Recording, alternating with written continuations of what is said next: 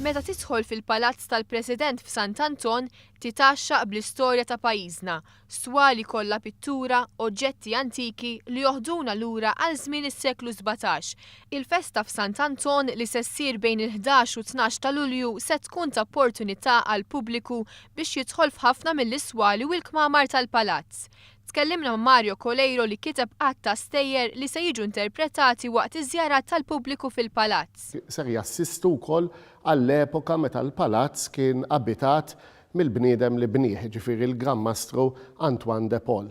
Ġifieri kull persuna li tidħol hawnhekk se jimxu n-nies minn sala l-oħra u f'kull sala se jkun hemm persuni apposta jgħidu l-istorja ta' dan il-palazz. Barra minn hekk se jkun hemm atturi wkoll fosthom il-Gran Mastru nnifsu li se jkunu qegħdin janimaw il-palazz innifsu.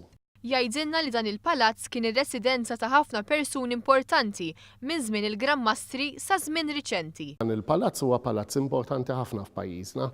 Beda bħala residenza tas-sajf ta' Fra Antoine de Paul. Meta mbagħad laħaq Gran Mastru, dan il-palazz kompla kabru u l-Gran Mastri kollha li ġew warajh is-suċċessuri baqgħu jużawh bħala residenza tas-sajf.